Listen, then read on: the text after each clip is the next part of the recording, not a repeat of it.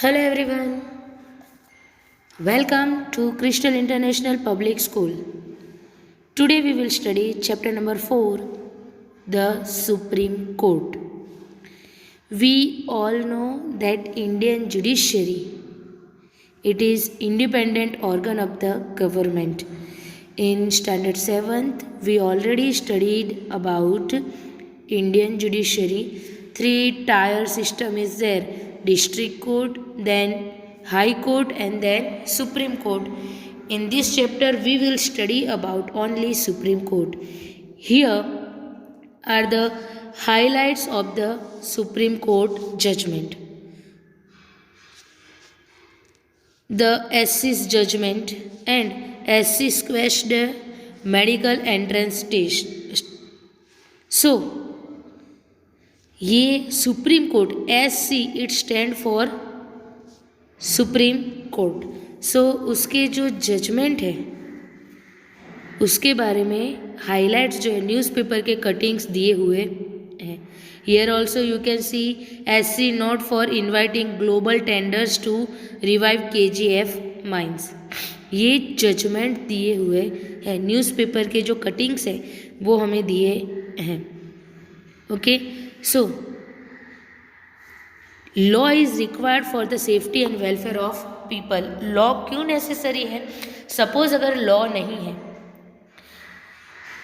सो safety नहीं होगी, people welfare नहीं होगा. कैसे नहीं होगा? पहले भी लॉ एंड ऑर्डर तो था, एंशियंट टाइम से लॉ एंड ऑर्डर चला आ रहा है बिकॉज लॉ इज रिक्वायर्ड. अगर लॉ नहीं हुआ, लाइक अभी का एग्जाम्पल हम ले लेके, अभी हम लोग जानते हैं कि हमारी जो नोटबुक्स है वो चेकिंग के लिए स्कूल में देनी है, लेकिन कब देनी है वो नहीं पता है. तो हमारे पास नोट्स आती रहती है, PDF आती रहती है, लेकिन आधे बच्चे लिखते, आधे नहीं लिखते, आधे ये सोचते हैं बाद में लिखेंगे, जब सबमिट करनी होगी तब लिखेंगे. और अगर स्कूल में रेगुलरली जाना हो, रेगुलर स्कूल्स जब हमारी थी तो स्कूल के अंदर ही हम लोग नोट्स कंप्लीट करते थे, बिकॉज जैसे चैप्टर ओवर हुआ नोटबुक्स चेकिंग के लिए सबमिट की जाती थी.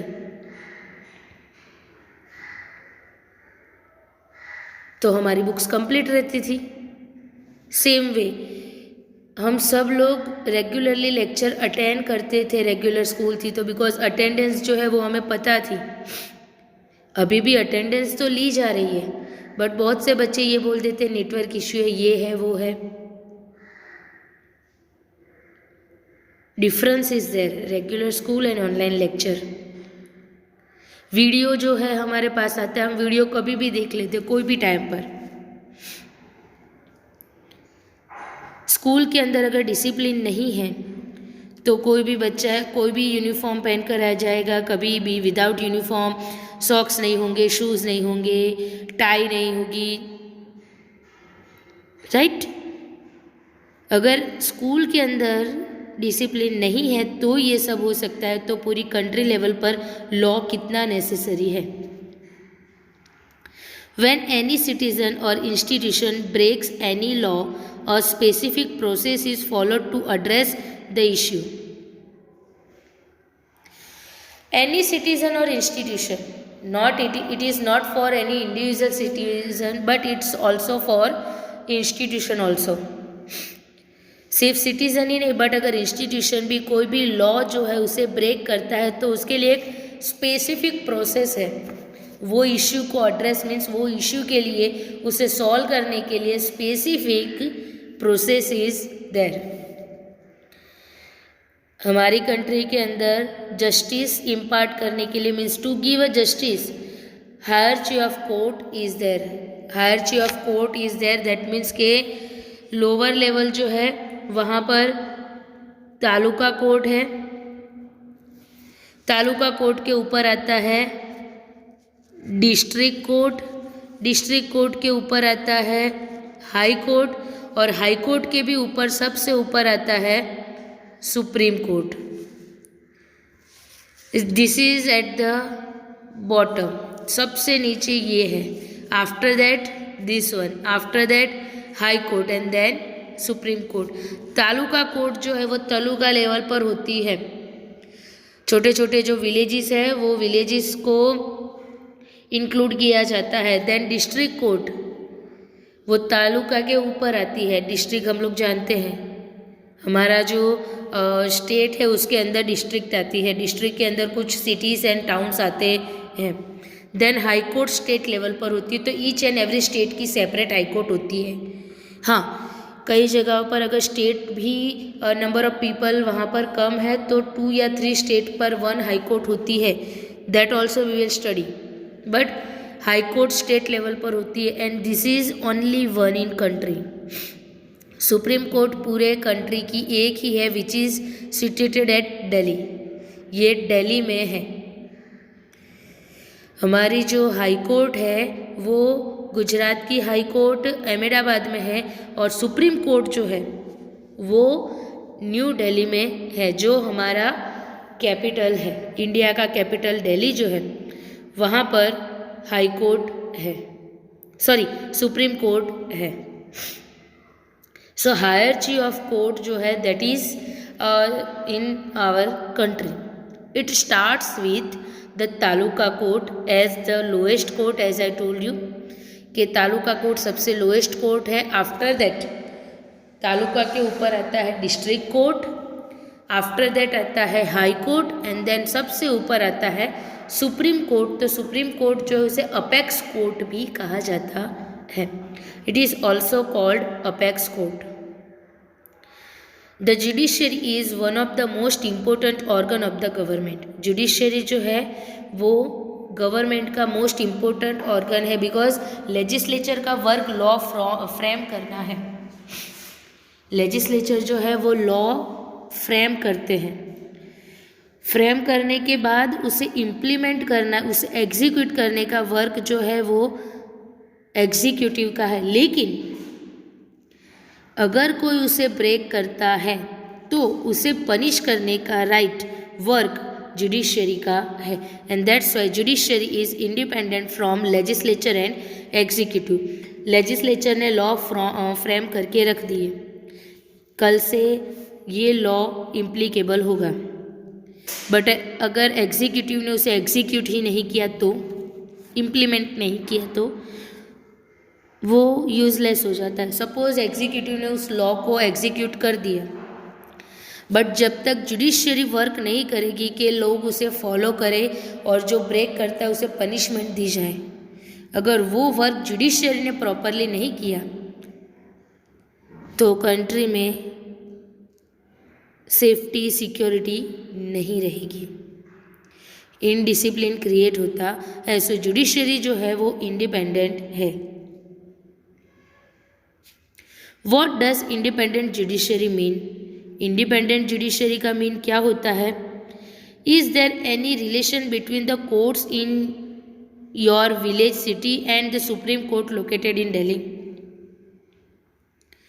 You will get the answer of these questions in this chapter. Judiciary जो है, इंडिपेंडेंट जुडिशरी का मतलब क्या होता है, और आपके विलेज या टाउन या सिटी जो है, इन यू लिखा है, इन यू ने इन योर आता है। ओके, सो विलेज या सिटी के अंदर आपकी जो विलेज या सिटी में जो कोर्ट है उसका और सुप्रीम कोर्ट का कोई रिलेशन है? Is there any connection between supreme court and the court which is situated at your village? So उसका आंसर आपको यहाँ पर मिलेगा, ये सुप्रीम कोर्ट है, it is in Delhi. Okay, so supreme court का रोल क्या है? What is the role of the supreme court? The supreme court is the highest among all the courts in the nation. Supreme court जो है वो nation में जितने भी court है उन सबसे ऊपर है। सपोज हम स्कूल का एग्जाम्पल लें तो स्कूल के एग्जाम्पल पर यही होगा कि क्लास टीचर हमारे एक है। Suppose we are in 8th moon, तो 8th मून के क्लास टीचर अलग, 8th सन के क्लास टीचर अलग, 7th सन 7th मून, तो ऐसे क्लास टीचर सारे ही क्लास के अलग अलग हैं, राइट? अब क्लास टीचर को ऑर्डर कौन देता है? Coordinator sir, right? तो कोऑर्डिनेटर सर जो है वो हम लोग जानते हैं कि हमारे कोऑर्डिनेटर सर तुषार सर है फर्स्ट सेकंड थर्ड के कोऑर्डिनेटर सर आनंद सर है। सो वो डिवाइड हो गए, एक नहीं है दो है। उनके ऊपर है प्रिंसिपल सर और प्रिंसिपल सर के ऊपर है trustee sir. So trustee sir is supreme court for us, principal sir is high court for us, right. ऐसे जो सीक्वेंस में चलता है, आपको कई बार इंस्ट्रक्शन दी गई है कि if you have any doubt और any queries, firstly you have to go to your class teacher और class sir. If he or she is not giving answer to you or you are not getting proper answer, then you can go to coordinator sir. The same way here also. जैसे if you have any problem, if any law is broken, so that time, if any law is broken, so that time firstly you have to go to taluka court. वहाँ पर अगर आपको justice नहीं मिलता है तो आप डिस्ट्रिक्ट कोर्ट में जाओ। वहाँ पर जस्टिस नहीं मिला या जजमेंट से आप सेटिस्फाई नहीं हुए, so you can go to high court and then you can go to supreme court. Supreme court के ऊपर कोई कोर्ट नहीं है। It came into existence on 28 January 1950। 28 January 1950, ये माइंड में याद रखना, बिकॉज एग्ज़ाम में अगर आए कि सुप्रीम कोर्ट कब एग्जिस्ट हुई थी, so 28 January 1950। It holds the right of conferring the fundamental rights granted to us by the constitution. Constitution ने हमें 6 फंडामेंटल राइट्स दिए हैं। सो वो जो 6 फंडामेंटल राइट्स है, वो फंडामेंटल राइट्स का प्रोटेक्शन करना, ये वो जो फंडामेंटल राइट्स है वो हमें ग्रांट करने का वर्क जो है वो सुप्रीम कोर्ट का है, जिसमें है freedom of speech, knowledge, then follow our religion, ये सारे जो राइट्स हैं वो सारे ही उसमें आते हैं। Citizens have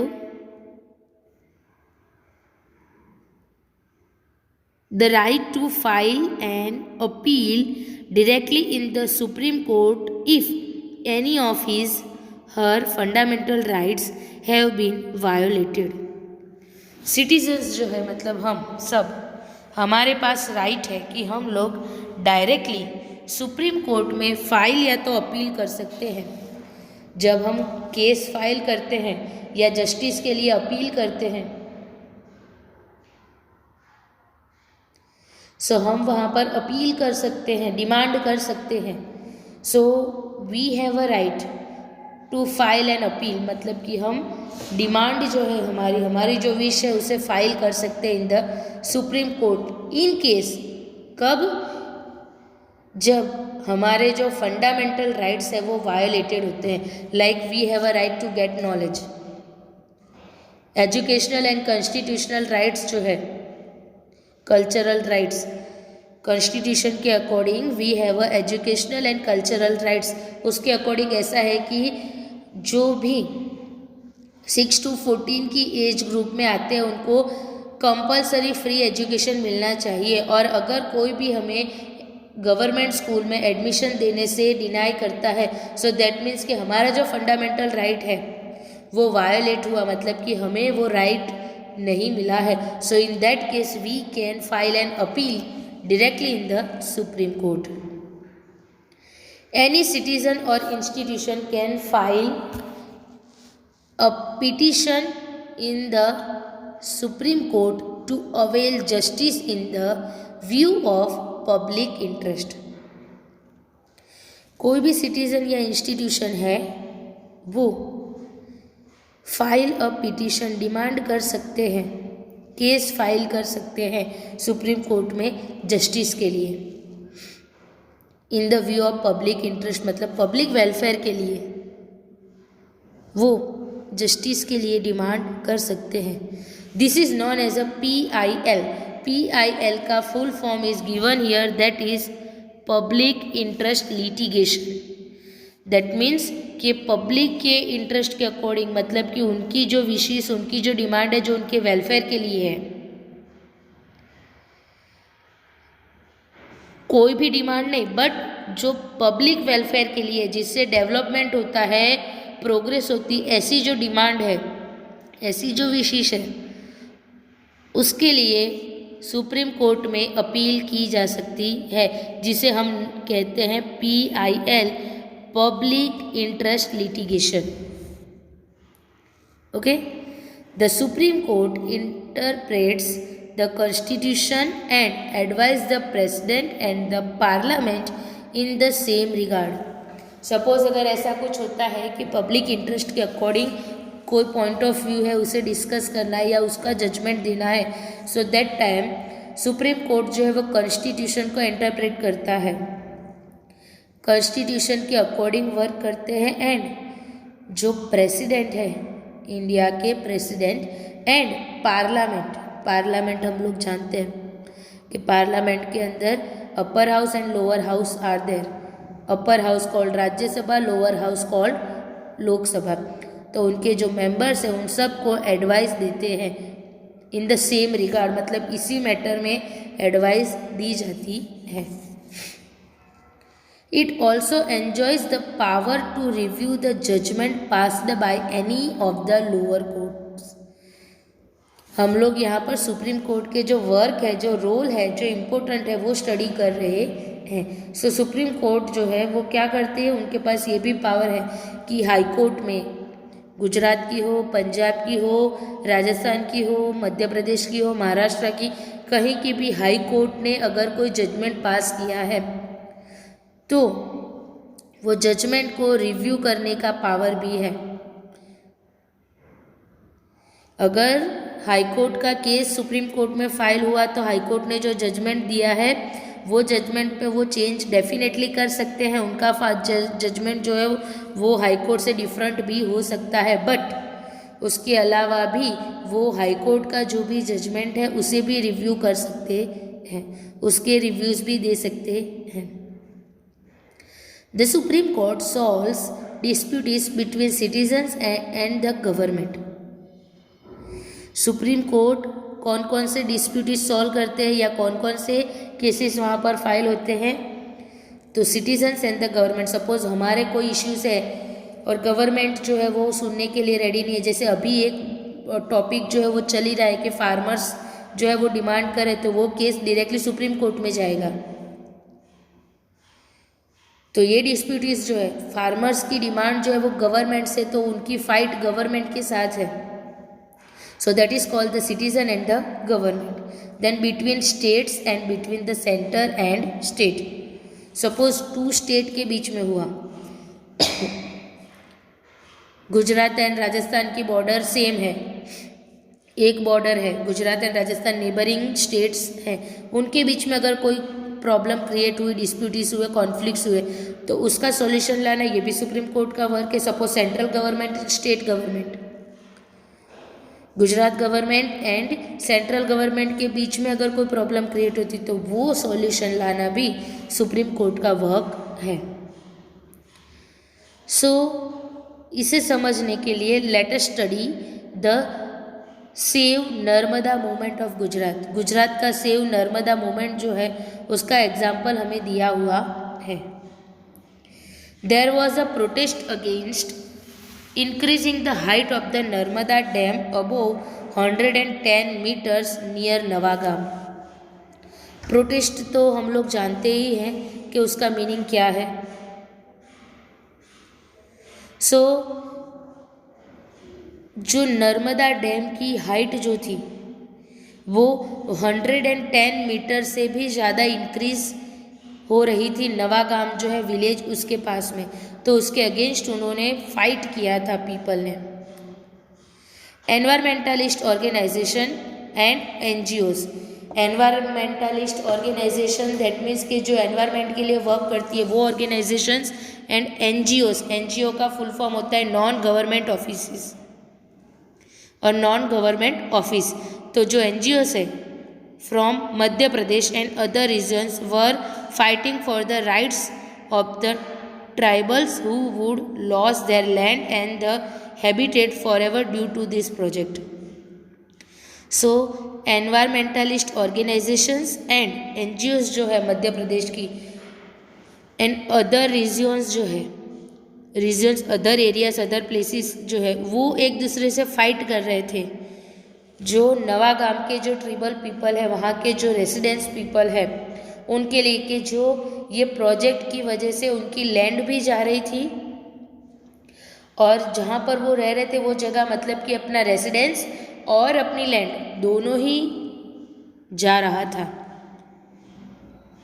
गवर्नमेंट सपोज ये प्रोजेक्ट के चलते उनको रहने के लिए घर दे दे, लेकिन लैंड वर्क आज हम लोग इतने टाइम से अपने घर के अंदर रह रहे, कल को गवर्नमेंट आकर बोले कि ये घर या ये जगह हमको चाहिए, आप ये खाली कर दो, हम कहीं और आपको दे देंगे, क्या हम रेडी होंगे? सो ये प्रॉब्लम हुई थी. The supreme Court passed a judgment on 8 March 2006 to resolve this conflict between the two state. Gujarat and Madhya Pradesh ये दोनों स्टेट के बीच में जो कॉन्फ्लिक्ट हुई, क्योंकि गुजरात तो नर्मदा तो गुजरात की लाइफलाइन है.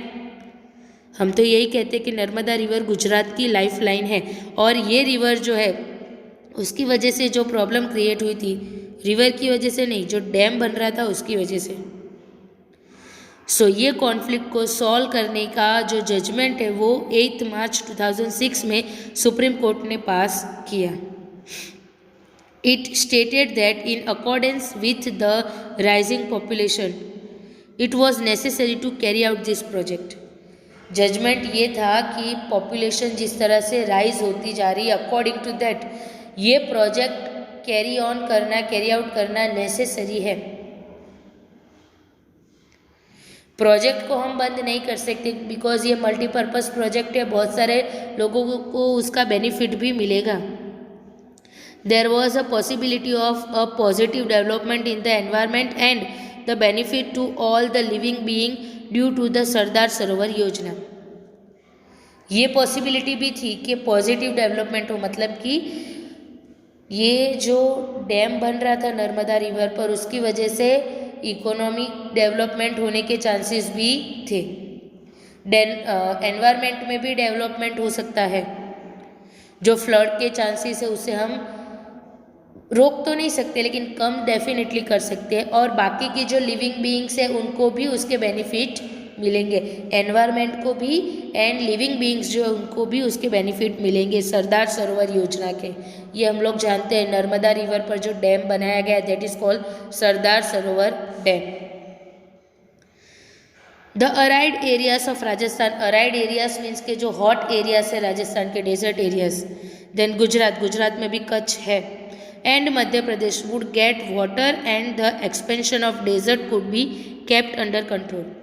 अगर डैम बना तो उसकी वजह से जो अराइड रीजन है, अराइड एरियाज़ है राजस्थान, गुजरात एंड मध्य प्रदेश के जो है हॉट एरियाज़ है कि जहाँ पर वाटर उतना अवेलेबल नहीं. हमारे तो घर पर पानी आता है, बहुत आता है, तो हमें उसकी वैल्यू नहीं है. हम टैप ऑन छोड़ देते हैं, ओपन छोड़ देते हैं. बहुत से विलेजेस अभी भी ऐसे हैं कि जिनको वाटर बहुत ही लिमिटेड मिलता है या फिर ऐसा होता है कि बाय वॉक उसे लेने के लिए जाना पड़ता है. तो उन लोगों को वाटर प्रोवाइड होगा. एंड दूसरा डेजर्ट जो एक्सपेंशन होता है, एक्सपेंशन का मतलब इंक्रीज होना, डेजर्ट बढ़ना. डेजर्ट कैसे बढ़ता है? तो डेजर्ट हमने देखा है कि वहाँ पर ओनली सैंड होती है. आप पैर रख के चलो कि आपके पैर अंदर चले जाए, ऐसा होता है. उसमें थोड़ा सा वॉक करने पर हम टायर्ड हो जाते हैं, थक जाते हैं. तो जब भी विंड ब्लो होता है, हैवी विंड ब्लो होता है, तो वो सैंड जो है वो उड़कर कहीं और शिफ्ट होती है. तो डेजर्ट का एक्सपेंशन ऐसे होता है, इंक्रीज ऐसे होता है. उसे भी हम कंट्रोल कर सकते हैं. Proper rehabilitation of the tribals affected by this project should be given the top priority and hence their fundamental rights could be protected. Supreme court का जजमेंट क्या था कि ये प्रोजेक्ट तो कंटिन्यू होगा, लेकिन जो ट्रिबल पीपल है, वहाँ के जो पीपल जिनको ये प्रोजेक्ट की वजह से इफ़ेक्ट हो रही है, जो अफेक्टेड पीपल है, जिनका हाउस बीच में आ रहा है, रेसिडेंस बीच में आ रहा है, प्रोजेक्ट की वजह से उनका रेसिडेंस जा रहा है या लैंड जा रहा है, तो उनको प्रॉपर रिहेबिलिटेशन मिलेगा, मतलब उनको रेसिडेंस के लिए प्रॉपर ट्रीटमेंट प्रोवाइड की जाएगी। वो उनकी टॉप प्रायोरिटी होगी, क्योंकि ये हमारा फंडामेंटल राइट है कि we can move freely in any Indian territory और we can settle down anywhere in India. So वो जो फंडामेंटल राइट है वो प्रोटेक्ट हो सके। Now here you can see Narmada dam. Okay, so this was about the judgment of the Supreme Court and example between two states, Gujarat and Madhya Pradesh. Okay, I hope you understand everything. Thank you all.